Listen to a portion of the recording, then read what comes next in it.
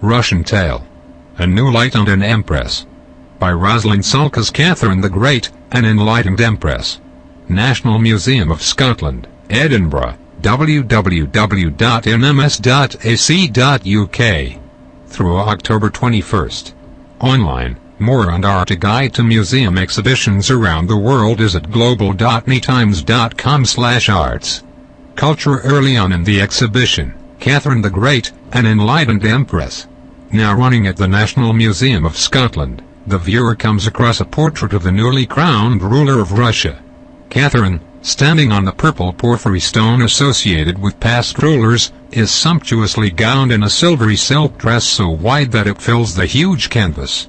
A beveled crown rests upon her head and she holds a scepter in her right hand.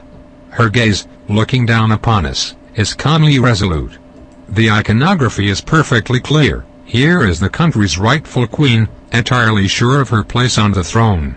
The reality, as we learn at the start of this exhibition, was very different.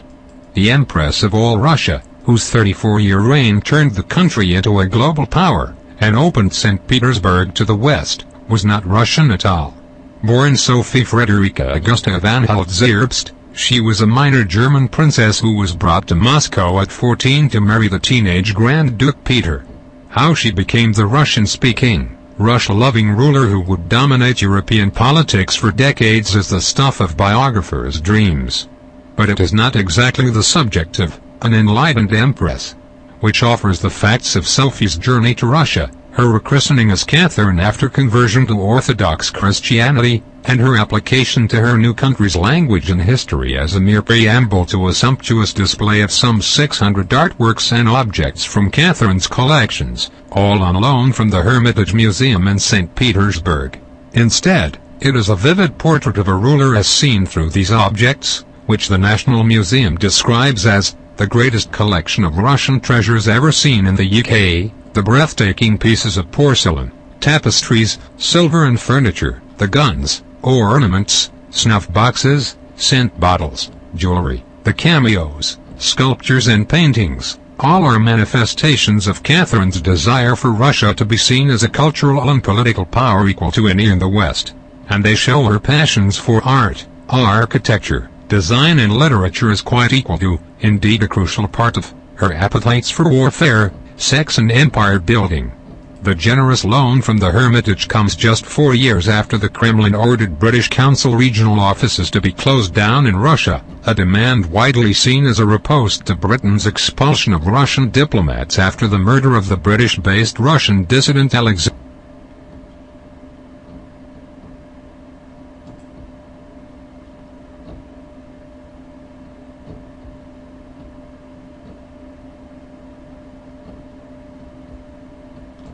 Russian dissident Alexander Litvinenko. Although Britain ignored the order, diplomatic relations stayed frosty. But the presence of Katherine in Edinburgh, alongside exhibitions of Henry Moore, Anthony Gormley and William Blake in Russia this year, seemed to indicate a cultural détente. An Enlightened Empress is also the fruit of a surprisingly close relationship that the National Museum of Scotland has built with the Hermitage over the past decade, starting with The Last Tsar and Tsarina, a 2005 exhibition about Nicholas and Alexandra, and continuing with the 2006 Beyond the Palace Walls, an exhibition of Islamic art. There has always been a strong Scottish-Russian relationship, said Maureen Barry, one of the curators of the exhibition. Edinburgh was twinned with St. Petersburg for a while in the 1990s, and we have always had a great deal of support from the Russian consulate here. When we first discussed collaboration for Nicholas and Alexandra, almost 10 years ago, with the Hermitage, we hit it off on ideas about design and display. Since then, we have always been given an amazing amount of freedom in choosing what we need. Miss Barry said that the museum had wanted to have a major exhibition after the extensive renovations that kept its doors closed from 2008 to 2011. Because of the relationship with the Hermitage, she and Godfrey Evans, her co-curator, considered a number of possible subjects, including Peter the Great. And we realized it would be the 250th anniversary of Katherine's accession, and the Russians weren't doing anything, she said. We wanted to dispel the myths about her. The political cartoons of the day paraded and made fun of her. All sorts of scandalous myths have grown up around her. But she was essentially a clever and astute woman, who valued the history and culture of Russia, and was determined to bring improvement to the country. As the enlightened bit of the title of the exhibition suggests, Miss Barry and Dr. Evans have kept the focus determinedly positive. At the outset there is no real explanation of her role in the coup d'etat that brought her to power, nor any hint of her possible role in Peter's eventual murder. There is minimal allusion to her lovers, and no reference to the considerable spilling of blood involved in the rapid land grabbing that saw Russia annex the Crimea, Poland and other territories. Instead, an enlightened Empress puts the spotlight on Catherine's friendships with philosophers and writers like Diderot, Rousseau and Voltaire, her 40,000-volume library, her rebuilding of St. Petersburg as a neoclassical city, her writing of tracts and her astounding collections of all things beautiful.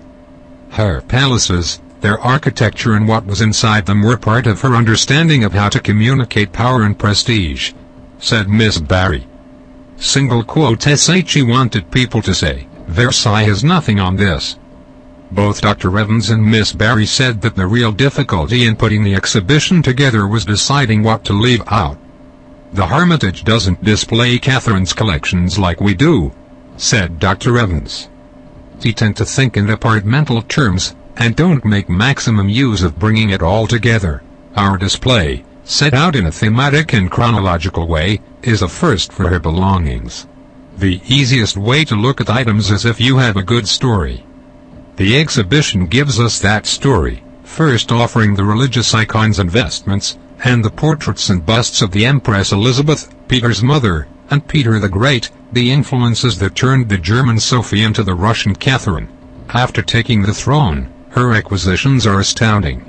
Porcelain aficionados will marvel at examples from the 744-piece turquoise and gold Sevres cameo service that Catherine gave to her lover Count Potemkin in 1776. It took 24 years to pay off. Count Potemkin gave Catherine an Angora cat in return, and from the Green Frog Wedgwood service, decorated with 1,222 views of Britain.